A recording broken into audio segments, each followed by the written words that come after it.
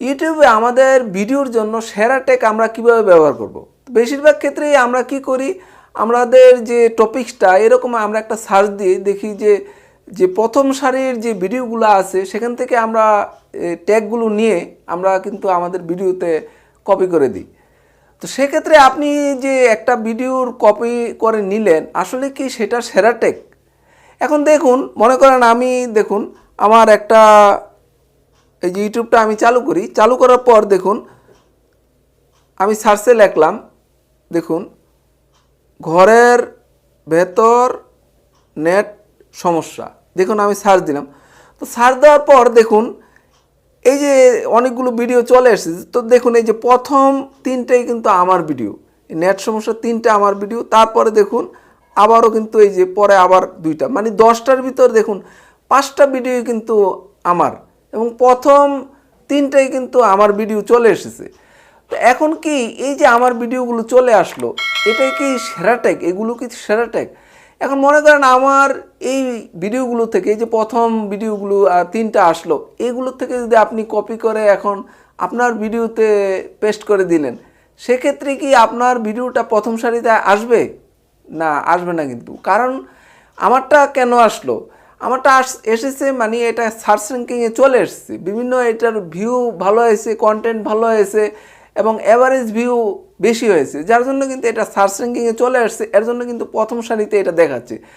এখন আপনি যদি এটা মনে করেন যে এটার ট্যাগই সবচেয়ে ভালো, এর জন্য কিন্তু সার্চ র্যাঙ্কিংয়ে প্রথম চলে এসেছে, আসলে এটা ঠিক না।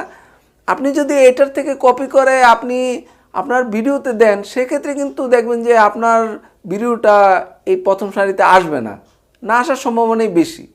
তাহলে সেরা ট্যাগ কোথা থেকে পাবো? হ্যাঁ, এটার ভিতরেই কিন্তু সেরা ট্যাগ আছে। মনে করেন এখানে যে আপনি একটা টপিক সার্চ দিলেন, তো সার্চ দেওয়ার পর দেখলেন যে 10টা ভিডিও চলে আসলো। তো 10টা ভিডিওর ভিতর সবগুলোই কিন্তু ভালো ট্যাগ না। এখান থেকে একটা ভিডিওর মধ্যে দেখা যাচ্ছে 2টা ভালো ট্যাগ আছে, আরেকটা ভিডিওতে আরেকটা আছে। তো এই যে 10টা ভিডিও চলে আসলো, আপনি যদি সেরা ট্যাগ বাছাই করতে চান, সেক্ষেত্রে আপনি 10টা ভিডিও থেকেই ট্যাগ নেবেন ভালো ভালো বেছে, র্যাঙ্কযুক্ত ট্যাগ। তো এখন র্যাঙ্কযুক্ত ট্যাগ আপনি কীভাবে পাবেন? র্যাঙ্কযুক্ত ট্যাগ আপনি টিউববাডি ইনস্টল করে নেবেন, প্লে স্টোর থেকে টিউববাডি যদি ইনস্টল করে নেন, সেক্ষেত্রে আপনি একটা ভিডিও চালানোর পর আপনি ট্যাগগুলো যে দেখবেন, সেখানে কিন্তু কোন ট্যাগের র্যাঙ্ক কত সেটা দেওয়া থাকে।